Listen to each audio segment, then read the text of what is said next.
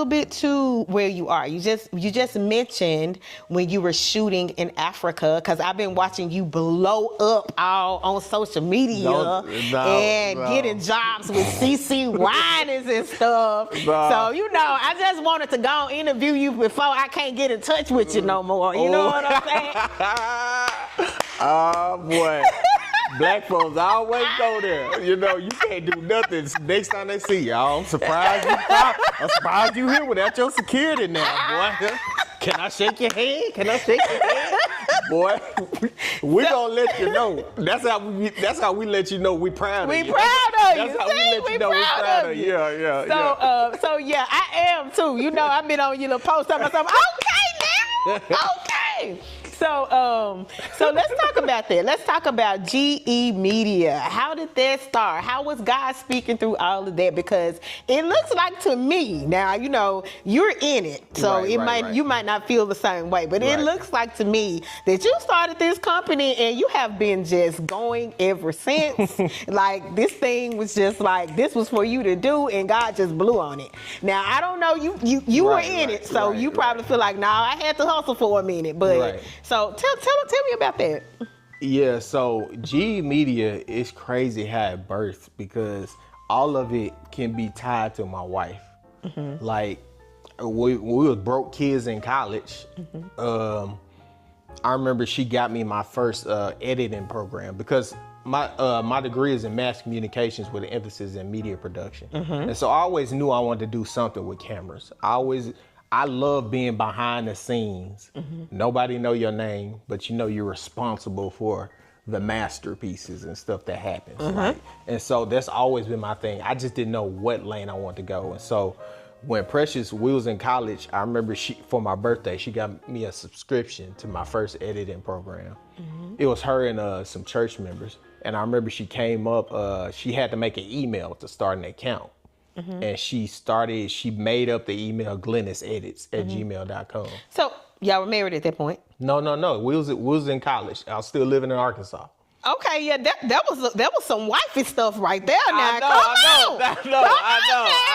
All right, come on, Precious. I know. Are you watching? Come on, Precious. It was for real. Was for real. I almost messed it up, but that was another thing. Anyways, but she made that email, and I didn't think nothing of it. She just made it glenisrodgers@gmail.com because we needed that for that subscription. Mm-hmm. And so, you know, I'm in college, and you know, I finally graduate, and I was always doing that. Like, people don't know. People think that because of where we live in now, where you see everybody with a camera, that it was kind of a hobby. It was never a hobby for me. Like, I always knew I wanted to do this. This was my profession. So, you know, I worked in college. I worked at in a sports house, camera working, editing. You know, I've been on a couple of movie sets, did a little bit of TV and stuff like that, and video production. And so it's always what I wanted to do. But when I graduated and moved to Texas at 30, I knew that I was at a school. I moved there to go to a school at Gateway called the School of Tech Arts. And it wasn't a traditional school. It wasn't, you know, you definitely had to come down here, get your own place and all that jazz. But they had a hyper focus on production. And I knew that's where I wanted to go. And so I came to Texas, went to that school. I think I did like 2 semesters, but I couldn't afford it no more. But I remember when me and Precious got back together, she just really started encouraging me to get started again, like back in, because I had left it. I was working a job that I really, really, really enjoyed in production, and they fired me. And that's the first time I ever went to therapy, because I knew at that job, I was like, oh, I'm retired from here. I'm good. But when they fired me, like, it really messed up my mind. And so I stopped doing production altogether. That's when I worked at a call center, started making pretty good money. That's when me and you was at the church. I think I was working at that call center. And so I had left it, but when me and Precious got back together in 2016, it was 18, one of them, she really encouraged me to get back in it. And so I just got back in it, and I started. You know, I hadn't had a laptop. I hadn't had a subscription, edited no videos or anything since then. And I just started getting back into it. And I remember when I started my company in July 2020, Precious was pregnant. COVID had happened. She got furloughed off her job. I got furloughed from the news station for 3 weeks, I think. I was working at a news station. And at the news station, I was working ungodly hours. Like, I would go there at like 4 a.m. and wouldn't get off till like 6. Oh, wow. And we always had to drive, like our radius was like 3 hours. So I'm driving 3 hours to get to a story, 3 hours back to the station. The station was an hour away from where I live, so I had to drive an hour to get home. I'm just all over this place catching news and all that jazz. And man, all that to make $25,000 a year.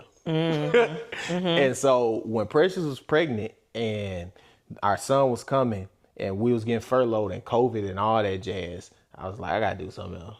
And so I didn't even know how to start it. I was asking people, how do I do an LLC and all this other stuff? I had some friends. I probably did it wrong. So, I got to get that cleaned up eventually. Because I ain't know none of the rules. I got to get that cleaned up. I don't know none of the rules or nothing. I just started something so I could do it legally. Okay. And from that COVID time, man, out of nowhere, people just started hitting me up. Like, they was like, man, we need live streaming. We need this video. We need this video. And so, I'm driving all over Arkansas.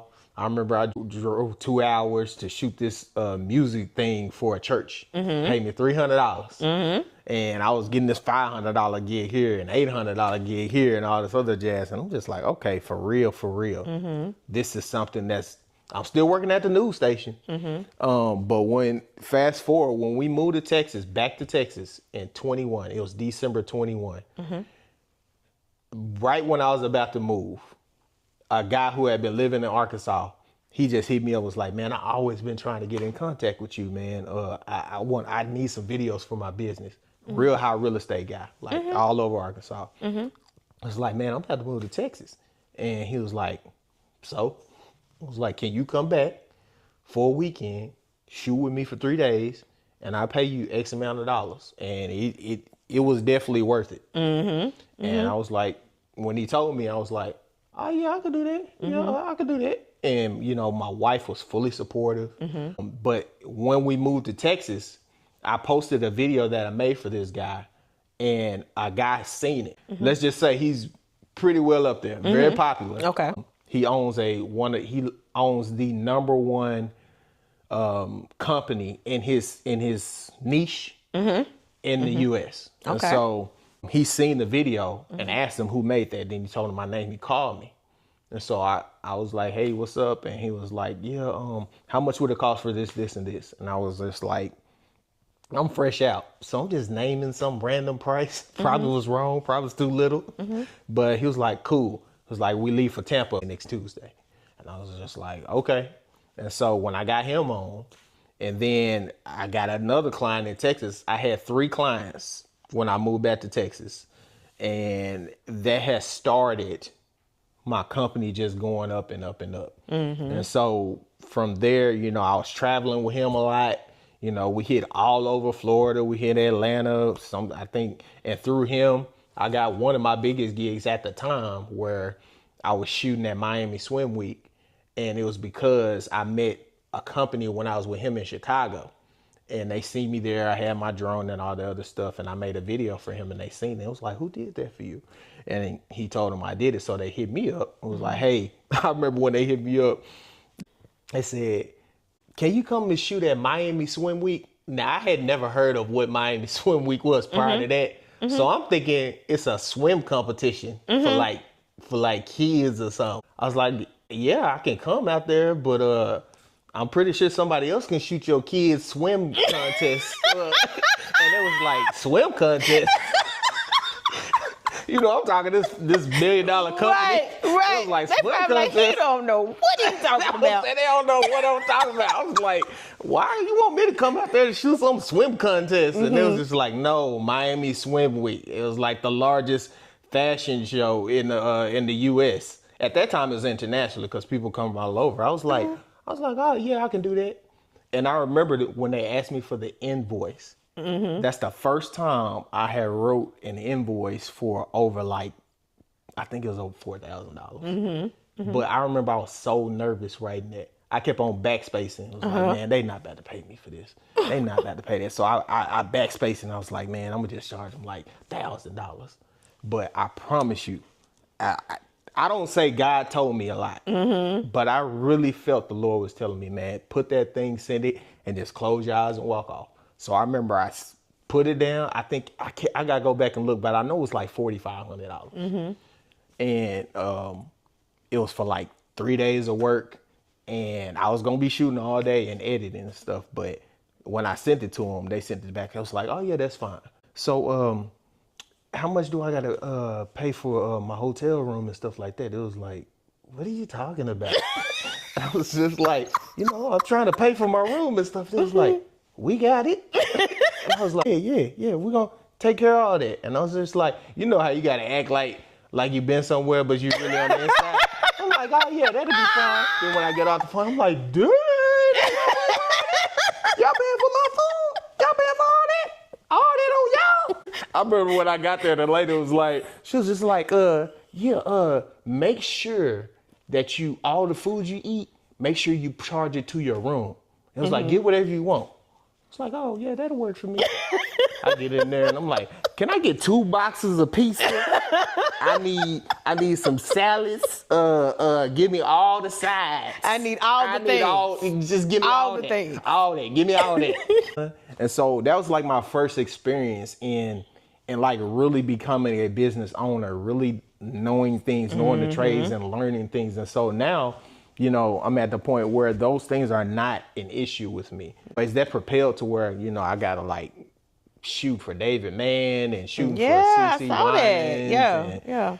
People like that, and really, really enjoying the gift that God gave me, because it's been a lot of times where I'm just like, man, this just ain't worth it. Because in full transparency, when you get gigs like that, it's great to have those things, but it's like, you got to have a lot of those things. You got to have those things constantly happen for you, for it to be impactful for you and your family. And for a lot of times, man, I was just getting these gigs sporadically. And it was just like, Lord, like, I got a whole family. Like, it's great that I'm going here and there. It's great that I'm getting paid well to do it. But Lord, like, I got to sustain my family off of this. Right. And so, even now, we're still in those phases where we're trying to figure those things out, because it's so many people that need it. Like, you got real estate people need video. You got wedding people that needs video. You got podcasts that needs video. You got businesses that need videos. And it's just like, Lord, like, it's great that everybody wants these things, Lord. But God, I got my child coming on the way. I remember when I went out, when I was shooting with CC and we was in Africa, it was such an amazing experience. Not because I was just with her, but it was just because the company I was with, the impact that it had, how it helped people. And I remember, because I didn't know that she was going to do a concert for the people. I didn't know that. I knew I was out there to shoot something, but I didn't know that was happening. And when I was at that concert, it's crazy because you see your age sometimes. Everybody out there ain't older than like 26. And so when they say CC Winans, they talking about CC Winans that I wasn't listening to. When I say CC Winans, I'm talking about 80s CC Winans. That's what I'm talking about. I'm talking about BB. We talking about BB and CC. That's what I'm talking about. We talking about addictive love. That's what I'm talking about. That's what I'm talking about. That's what I got on repeat. That's what I'm listening to every day. I'm listening to all that music. And so when I heard her music now, I'm just like, this is amazing. I hadn't heard this 2024 CD. This is amazing. So I remember when I was out there, I was like, Lord, let this be what happens for me all the time. I'm like, Lord, I enjoy doing what I do, but sometimes it's projects I don't want to do. I don't want. Sometimes I remember I did a real estate conference, and they paid very well. But man, when me and my team was sitting down there and editing and stuff, I'm like, I don't want to be talking about pie graphs and sales charts and all this. That's not what I'm passionate about. But when I was out there, I was just like, Lord, I don't think I've enjoyed myself like this in a long time. And I was like, Lord, let this be the propel for my business, God. We service a lot of people and we enjoy helping people, but Lord, this has to be a model for my son to see. Because the only reason I got into entrepreneurship is because I knew it was something that made me very uncomfortable. I was always a hard worker. That's never been everything. If I got a job and they say anything about overtime, that's all you got to say. Because I'm going to open the close. That's me. That's just always been me. And I have a part-time job on the side and all that jazz. But the Lord really put me in entrepreneurship to show that, like, I have to go something beyond myself. Yeah. Like, you relying on your own hands. You think that you can outwork. You think you can work yourself and work your plan and all this other jazz. When you're in entrepreneurship, that's just not the case. Especially when you believe in the Lord, you know that everything that happens is because of him. Right. And so it's been plenty times, even in this time, where I've been trying to go back and get a job, especially when we heard about this baby. I'm like, Lord, I can't be putting my family through all this entrepreneurship. I need something solid. I need something to flow. I don't want to do that. But the Lord will not pull me out of it. 24, that was the hardest year for me and Precious. I'm talking about, you go from the previous year where you made pretty well to the following year where that was election year. And everything, businesses all over just struggling. And I remember I was like, Lord, I'm done. Like, I can't be putting my wife, my son through this. Like, I need to focus on them. And I remember I had applied for so many jobs. I was trying to leave my company because I was like, this ain't working. Like, it was great the year before, but this year, hey, I don't like this. And so I remember I got an email. I was applying for everything. Walmart, I didn't care. I was trying to anything because the video jobs, they wouldn't hire me. They was telling me I was overqualified. But I remember I got an email back from HEB. I applied for overnight stocking, and it emailed me and said, we found somebody better. We're going another direction. I cried. I was like, bro, I'm a grown, able-bodied man. I can definitely throw some boxes. I know I can stock some shelves. I did it my whole life. Why am I not getting a job? Why am I not doing this? And it was at that point in time, at the same time, that I really realized that God wants me to be an entrepreneur. Because up until this point, he just won't let me go back. No matter how hard it gets, I can't get nothing. Fast forward to this year, I mean, that CC Winans thing, that was the biggest, probably not even probably, to date. Yeah. That's the biggest, because I went to the DR with David Mann, and it was wonderful. And, you know, I've been in Miami Swim Meet stuff, but something like that just was like, okay, this is crazy. Wow. And it paid very well. So anyways, God is good. Yeah. My entrepreneurship journey is still growing. Yeah. But it sounds like to me that God is speaking through it all, though. Yes. Like, he's speaking through it. I got so much out of that story you just told.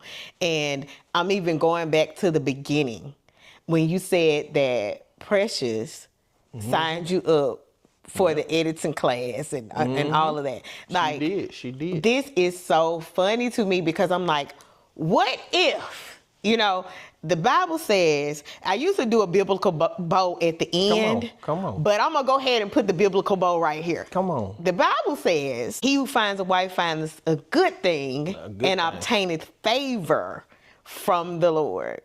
She wasn't your wife yet. She wasn't my wife yet. But what if? She wasn't my wife. Now, I ain't going to say what if. God already knew she was going to be your wife, right? He already knew. He already knew she was going to be your wife, right? He already knew. Had her to sign you up for something that would propel you into your destiny. Because what you're doing is not just videography, right? God is opening doors for you that are enhancing the kingdom. Right. You know what I'm saying? So this is something that he had predestined for you anyway. You didn't necessarily know it. I didn't know. But your wife, who wasn't even your wife yet, she wasn't my wife. She saw something you didn't see. And that's favor right there, honey. That is favor right there. Look, she dripped all over. The colors, the black and gold, that's all her. The logo, that's all her. Everybody be thinking, what that ain't. I couldn't even think about it. I wouldn't even care about fonts and all that. That's all her. She just dripped all in it, and I tell people that all the time. I couldn't think of all that stuff. I don't even care about none of that stuff. Yeah. I just want to get my hands in and work. That's what I want to do, and she did it. She did it. Glenis Edits. I didn't even know that was gonna be the name until I had to decide a business name. I was just like, let's just Glenis Edits, okay? She already did it. Let that be it. So yeah. Awesome. Well, thank you so much, Glenis, for being with me today. I enjoyed this conversation so much, and I believe the audience is going to enjoy it as well. I believe they're going to enjoy it. They will. I think they're going to enjoy it as well. Like I said, I just did my biblical bow, so y'all heard that part. But you know what? I would love for you to speak to those entrepreneurs out there, because you just talked a little bit about how it gets hard. Man. And it does, you don't, because it's not a set paycheck. You don't know. And how to keep your faith. How do you keep your faith grounded in those times when, you don't necessarily know what's coming in or how it's going to come in. So I would love for you to just talk to them for a minute. The entrepreneurs out here that are listening to the voice of God, and they know that God has called them to what they're doing, but they may be struggling a little bit in their faith. Yeah, the one thing I would tell and speak to them is number one thing is have community, because without community, you would think, I have my clients do very well for themselves. Definitely would way better than me. And I'm not saying it to damn myself. I just know because they let me in their lives, which is a blessing for me. Yeah. Like my clients are a blessing. The way they speak to me, the way they talk to me about my mindset and how I should think about things. But the community is important is because, they do very well for themselves, but they be struggling too. And I'm not joking. People will see some, not all of them, but people will see some people and see what they have and see the things that they obtain and stuff. But behind the scenes, you don't know what's happening. Right. These entrepreneurs, man, I'm thinking because mine is a small business and you have others that are larger businesses, but some of us got the same problems because, mine is different when you're trying to pay, $2,000 rent versus paying $8,000 rent. You still got to make the money to pay it. And I encourage entrepreneurs to get around people that are honest and that will let you know, like, this is what I do and this is what I did. Only God and community of God people around you to constantly speak to you, to not give in, not to give up, not to run away from your purpose. I think you have to know that it's your purpose. For a long time, I didn't know that. I didn't know that until that HEB email came to me, to where I was just like, okay, God just want me to be an entrepreneur. Yeah. Because ain't no way I can't get a job as a full able-bodied man who has skills, who's willing to work. There's no way that it's not happening. And so when you, as an entrepreneur, when you know that God has called you to it, then don't worry about nothing else. Yeah. Don't worry about nothing else. I remember this one guy told me, he was like, stop listening to so many voices. And in the area where we are, where we can listen to everybody's voice, podcast, YouTube, all this stuff. So I was listening to everybody's voice about video and how to be successful. I was listening to so many people, so many people. I remember this happened recently.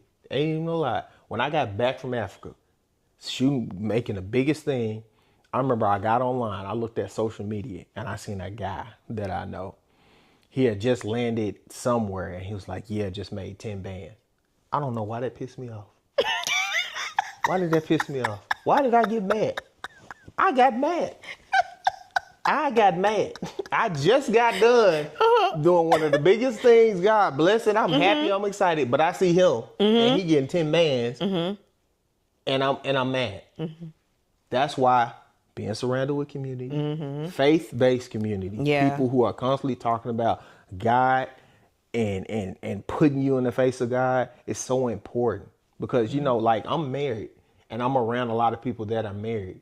But the good thing about the people that I'm around is that they believe in marriage. And so we're not out here trying to cheat on each other's wives and holler at other people's wives and all that other stuff. That's why I said it's important to have faith-based people who are serious. Because in entrepreneurship, the same thing applies. Somebody could tell you, oh man, you need to go back and get a job. Ain't nothing wrong with it, but is that what God told you? Right. Is that Right. when you go on your knees and when you talking to him and when he's told you that this is what you're supposed to do? Is your community telling you, you know what the Lord told you? You said the Lord told you you're supposed to do this. You need to be doing that. Versus somebody telling you, man, go back and get that job. And I'm not saying you should not. I'm just saying if God has told you this, which I told y'all, the only way I knew is when I got that email back. I just feel God really telling me, this is what you're supposed to be doing. Stop focusing on doing these jobs and all this stuff and do what I told you to do. So for any entrepreneur out there, just have a faith-based community because that helps. Nobody ever grows in their walk without community. Some of the times in my life where I feel like I was closest to God, it's because I had the strongest community. When I was at the Faith Church and I was at Oak Cliff, I felt so much community, especially from men. I just felt it so strong, and I was just so strong in my faith. I wasn't perfect, but I definitely was strong in my faith. I had a lot of convictions about the way that I was living, the way that I would do things. It would be such a conviction to where I'd be wanting to please the Lord. But if I was alone and by myself, that stuff would have never happened. So any entrepreneur, I think the most important thing is that you have some faith-based community. That's the most important. Awesome. I think that's excellent. Excellent advice. So Glenis, thank you so much for being with us today. This has been an awesome, awesome conversation. And I need you all to like, to share, and to subscribe to this channel, Godversations with Kesha. We thank Glenis for being with us from GE Media. His information will be in the description box to contact him for his business. Also, I'm going to link his wife's social media so you can follow her. She does excellent content concerning being the parent of a child who is diagnosed with autism. So we love you. Thank you all for tuning in today. Much love and many blessings. See you in our next episode. Bye-bye. Bye-bye.